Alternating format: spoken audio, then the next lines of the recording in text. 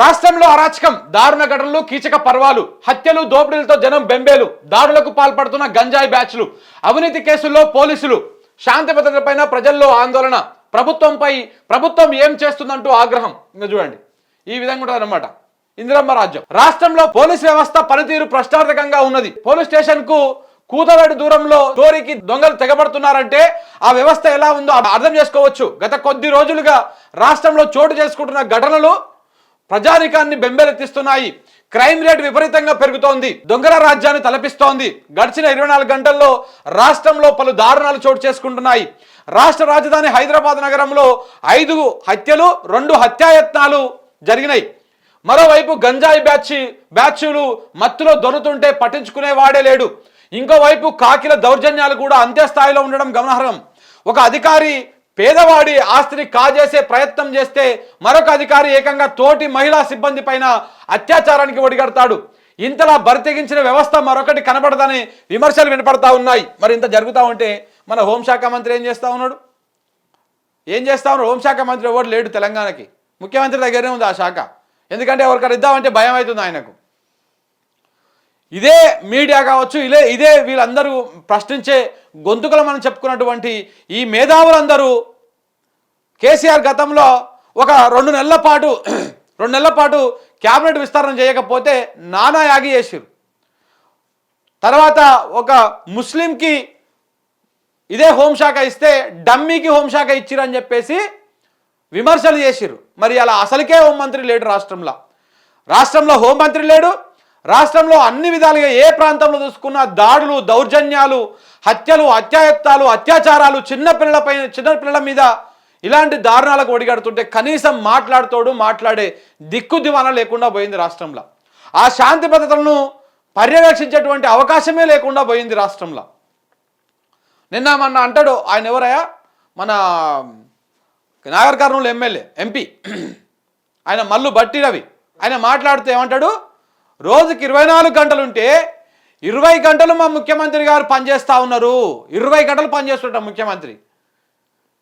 పొద్దుగాల టిఫిన్ చేస్తలేడంట, మధ్యాహ్నం లంచ్ చేస్తలేడంట, రాత్రిపూట డిన్నర్ చాలా లేట్ అవుతుందంట. మస్తు బాధపడుతున్నాడు ఆయన. మరి అంతా 20 గంటలు పనిచేస్తే మరి ఇవన్నీ ఎందుకు జరుగుతున్నాయండి? 20 గంటలు పనిచేస్తే ఈ దారుణాలు, ఈ విధంగా కత్తులతో దాడులు చేసుడు, గంజాయి బ్యాచ్ ఈ విధంగా బుర్కాలు వేసుకొని ఏకంగా పోయి పట్టబడిలే చోరులకు పాల్పడు, పోలీసు వ్యవస్థ అంత అస్తవ్యస్తంగా కావుడు, పోలీసులు ఇవాళ ఒక్కొక్క పోలీస్ స్టేషన్ కాడికి పోతే ఎస్ఐలు, సిఐలు రౌడీలు లెక్క బిహేవ్ చేస్తూ ఉన్నారు. రాష్ట్రంలో వచ్చినటువంటి దందాలు, దౌర్జన్యాలు, వాటాలు ఇవన్నీ కూడా జరుగుతూ ఉన్నాయి చాలా చోట్ల. వీటి మీద సమాధానం ఏది? వచ్చింది మన రెడ్ల రాజ్యం కాబట్టి మనలా ఎవడు చేసేటోడు లేడు, వచ్చింది పైరవి రాజ్యం కాబట్టి మనం విచ్చలవిడిగా రెచ్చిపోవచ్చు అన్నటువంటి ధోరణిలో రాష్ట్ర పోలీస్ వ్యవస్థ ఉన్నట్టుగా కనబడతా ఉంది.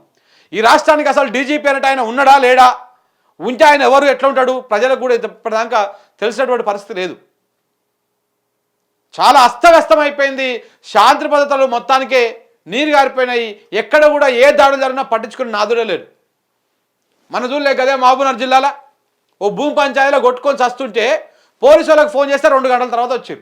తర్వాత ఆయన చచ్చిపోయినాక ఆయన సస్పెండ్ చేసిరంట. ఆ ఎస్ఐని సస్పెండ్ చేస్తే చచ్చిపోయిన మనిషి బయటకు వస్తాడా? బతికొస్తాడా? ఎట్లా వస్తాడు? అంటే పోలీసు వ్యవస్థ పూర్తిగా నిద్రావస్థలో ఉన్నది, పూర్తిగా స్లీపింగ్ మోడ్లో ఉంది. అది పర్మనెంట్ స్లీపింగ్ మోడ్లో ఉందా, లేకపోతే ఇవన్నీ మీరు సైలెంట్గా ఉండండి వాళ్ళు కొట్టుకొని చావని అనుకుంటున్నారా? కాంగ్రెస్ అంటేనే ఇలా దుర్మార్గమైనటువంటి పాలన అనేది మరొకసారి ప్రజలు అర్థం చేసుకోవాలి. ఇంకా చూడండి, పోలీస్ స్టేషన్కు సమీపంలోనే బుర్కా వేసుకొచ్చి బంగారం షాపు యజమాని పైన కత్తితో దాడి చేశారు దుండగులు. నగరంలో మేడ్చల్ పట్టణంలో ఉన్న జగదాంబ బంగారం షాపుకు 2 దుండగులు బుర్కా వేసుకొని వచ్చి కత్తితో షాపు యజమానిని బెదిరించారు. తను ప్రతిఘటించడంతో మెడ కింద పొడిచి బంగారం ఎత్తుకొని పారిపోయారంట. ఈ ఘటన పోలీస్ స్టేషన్కు సమీపంలోనే జరిగింది. అయినా ఏమాత్రం భయం లేకుండా దొంగలు ఇంతగా బరి తెగించడం అందరినీ ఆశ్చర్యపరిచింది. మరి పోలీసు వాళ్ళే పంపిస్తురా ఇది కొంపదీశీలని, పోయి దోసుకొచ్చుకోపోయిరా, మాకు మళ్ళీ వాటాలు ఇరి అని ఏం చేస్తున్నారు? పోలీస్ వ్యవస్థ ఏం చేస్తా ఉంది? ఇక్కడ చూడండి. ఇంకా హైదరాబాద్ నగరంలో కొత్తపేటలో అర్ధరాత్రి గంజాయి గ్యాంగులు హల్చల్ చేసింది. ఇంటి ముందు న్యూసెన్స్ చేస్తున్న వారిని వెళ్ళమన్నందుకు ఆ ఇంటి యజమాని పైన అమానుషంగా దాడి చేశారు. ఈ దాడిలో జనార్దన్ నాయుడు తీవ్రంగా గాయపడ్డారు. ఇదే తరహాలో దాడులు ఫిలిం నగర్, బంజారాహిల్స్లో కూడా చోటు చేసుకుంటున్నాయి. బంజారాహిల్స్లో ఏసీబీ కార్యాలయం పక్కన ఉన్న చర్చి దగ్గర దాడికి దిగారు. గంజాయి మత్తులో ముగ్గురు ఉన్న యువకులు చర్చి సిబ్బందితో పాటు మహిళలపైన దాడి చేశారు. మహిళ ప్రతిఘటించడంతో గంజాయి బ్యాచ్ బైక్ పైన పరారైపోయిందంట. ఇది ఈ తెలంగాణ రాష్ట్రంలో ఎప్పుడైతే తెలంగాణ హైదరాబాదు దేశంలోనే శాంతి భద్రతలకు ఎలాంటి అఘాతం కలగకుండా చాలా అద్భుతంగా పకడ్బందీగా ఉన్నటువంటి హైదరాబాదు శాంతి భద్రతలు ఇవాళ అతలాకుతలం అయిపోయినాయి. రేవంత్ రెడ్డి గారి సర్కార్ వచ్చిన తర్వాత ఆయననేమో ఆయన బ్యాచ్ ఆయన ఎమ్మెల్యేలు మొత్తం సామంత రాజుల లెక్క నియోజకవర్గాల మీద వాటి దోసుకొని తిన్నటువంటి పనిలో ఉన్నారు. కొంతమంది మట్టిని బుక్కుతా ఉన్నారు, కొంతమంది ఇసుకను బుక్కుతా ఉన్నారు, ఆ స్థానికంగా ఉన్నటువంటి సహజ వనరులను దోసుకొని తింటా ఉన్నారు. 10 ఏళ్ల తర్వాత అధికారం వచ్చింది కాబట్టి ఆవురమంటూ ఆకలి మీద ఉన్నటువంటి ఈ బ్యాచ్ మొత్తం ఎక్కడికక్కడ దోసుకొని తినేటువంటి పనిలో పడ్డారు తప్ప ప్రజల గురించి ఎక్కడ పట్టించుకుంటలేరు. ఈయన కూడా హైదరాబాద్లో మొత్తానికి శాంతి భద్రతలను గాలికి వదిలేసిండు. ఈ విధంగా మొత్తం ఆగమాగం అవుతున్నటువంటి పరిస్థితి కనబడతా ఉంది. ఇక చూడండి, 24 గంటల్లో 5 హత్యలైనాయి, 2 హత్యా యత్నాలైనాయి. హైదరాబాద్లోని షాలిబండ దగ్గర మంగళవారం రాత్రి గుర్తు తెలియని దుండగుల దాడిలో ఓ ఫాస్ట్ ఫుడ్ సెంటర్ యజమాని దారుణ హత్యకు గురయ్యాడు. ఈ ఘటనలో అతనితో పాటు ఉన్న మరో వ్యక్తి గాయపడ్డాడు. మృతుడిని రఫీక్ సిమ్లాన్ గా గుర్తించగా అతన్ని స్నేహితుడు ఖలీద్ గా గుర్తించారు. సో ఇట్లా ఇన్ని రకాల హత్యలు దారుణాలు జరుగుతూ ఉంటే మరి రాష్ట్ర పోలీస్ యంత్రాంగం ఏం చేస్తూ ఉందో ఒకసారి అర్థం చేసుకోవాల్సినటువంటి అవసరం కూడా ఉన్నది మిత్రులారా. సో కాబట్టి ఇప్పటికైనా తెలంగాణ రాష్ట్రానికి ఒక హోంమంత్రిని, తెలంగాణ రాష్ట్రానికి ఒక విద్యాశాఖ మంత్రిని వీళ్ళని నియమించండి.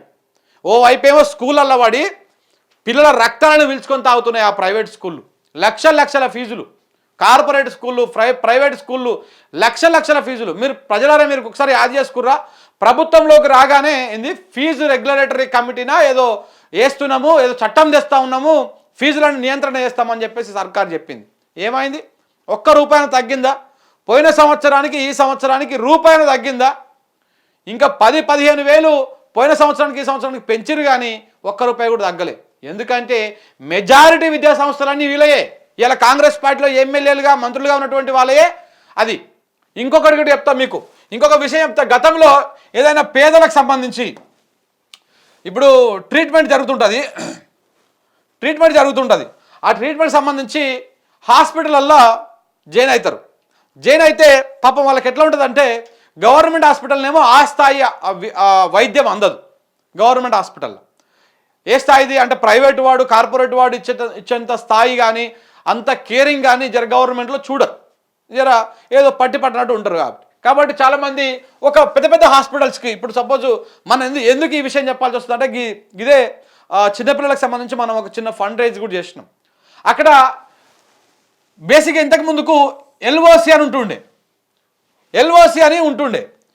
ఎల్ఓసి ఉంటే అంటే ప్రైవేట్లో ఉండి ఒక రేర్ కేసెస్తోని కానీ లేదా పెద్దగా ఎక్కువగా డబ్బులు ఖర్చు అయ్యేటువంటి వైద్యం ఏమైనా జరిగి ఉంటే ప్రభుత్వం దగ్గరకు పోయి ఎల్ఓసి తెచ్చుకునేటువంటి వాళ్ళు.